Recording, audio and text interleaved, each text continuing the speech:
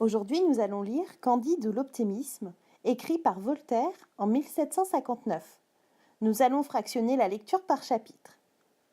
Chapitre 1er.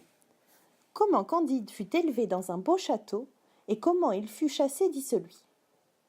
Il y avait en Westphalie, dans le château de monsieur le baron de Thundertentronckh, un jeune garçon à qui la nature avait donné les mœurs les plus douces. Sa physionomie annonçait son âme. Il avait le jugement assez droit, avec l'esprit le plus simple. C'est, je crois, pour cette raison qu'on le nommait Candide. Les anciens domestiques de la maison soupçonnaient qu'il était fils de la sœur de monsieur le baron et d'un bon et honnête gentilhomme du voisinage, que cette demoiselle ne voulut jamais épouser parce qu'il n'avait pu prouver que 71 quartiers et que le reste de son arbre généalogique avait été perdu par l'injure du temps. Monsieur le baron était un des plus puissants seigneurs de la Westphalie, car son château avait une porte et des fenêtres. Sa grande salle même était ornée d'une tapisserie. Tous les chiens de ses basses-cours composaient une meute dans le besoin. Ses palefreniers étaient ses piqueurs, le vicaire du village était son grand aumônier, ils l'appelaient tous Monseigneur, et ils riaient quand il faisait des comptes. Madame la baronne, qui pesait environ 350 livres, s'attirait par là une très grande considération et faisait les honneurs de la maison avec une dignité qui la rendait encore plus respectable. Sa fille, Cunégonde, âgée de 17 ans, était haute en couleur, fraîche, grasse, appétissante. Le fils du baron paraissait en tout digne de son père. Le précepteur Pangloss était l'oracle de la maison, et le petit Candide écoutait ses leçons avec toute la bonne foi de son âge et de son caractère. Pangloss enseignait la métaphysico-théologo-cosmolo-nigologie.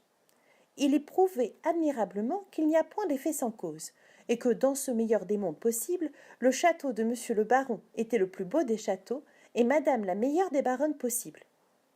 Il est démontré, disait-il, que les choses ne peuvent être autrement, car tout étant fait pour une fin, tout est nécessairement pour la meilleure fin. Remarquez bien que les nez ont été faits pour porter des lunettes, aussi avons-nous des lunettes. Les jambes sont visiblement constituées pour être chaussées, et nous avons des chausses. Les pierres ont été formées pour être taillées et pour en faire des châteaux. Aussi, monseigneur a un très beau château. Le plus grand baron de la province doit être le mieux logé, et les cochons étaient faits pour être mangés. Nous mangeons du porc toute l'année. Par conséquent, ceux qui ont avancé que tout est bien ont dit une sottise. Il fallait dire que tout est au mieux. Candide écoutait attentivement et croyait innocemment, car il trouvait mademoiselle Cunégonde extrêmement belle, quoiqu'il ne prit jamais la hardiesse de lui dire.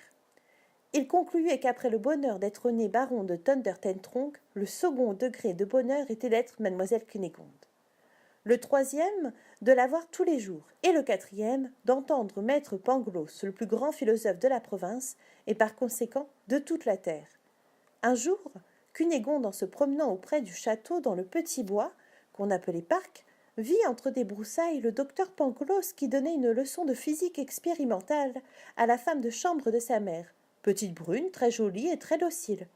Comme mademoiselle Cunégonde avait beaucoup de disposition pour les sciences, elle observa sans souffler les expériences réitérées dont elle fut témoin. Elle vit clairement la raison suffisante du docteur, les effets et les causes, et s'en retourna tout agitée, toute pensive, toute remplie du désir d'être savante, songeant qu'elle pourrait bien être la raison suffisante du jeune Candide, qui pouvait aussi être la sienne. Elle rencontra Candide en revenant du château et rougit. Candide rougit aussi. Elle lui dit « Bonjour » d'une voix entrecoupée, et Candide lui parla, sans savoir ce qu'il disait. Le lendemain, après le dîner, comme on sortait de table, Cunégonde et Candide se trouvèrent derrière un paravent. Cunégonde laissa tomber son mouchoir, Candide le ramassa. Elle lui prit innocemment la main. Le jeune homme baisa innocemment la main de la jeune demoiselle, avec une vivacité, une sensibilité, une grâce toute particulière. Leurs bouches se rencontrèrent, leurs yeux s'enflammèrent, leurs genoux tremblèrent, leurs mains s'égarèrent.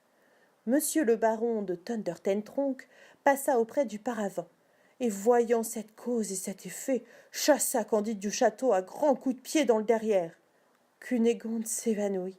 Elle fut souffletée par madame la baronne dès qu'elle fut revenue à elle-même, et tout fut consterné dans le plus beau et le plus agréable des châteaux possibles.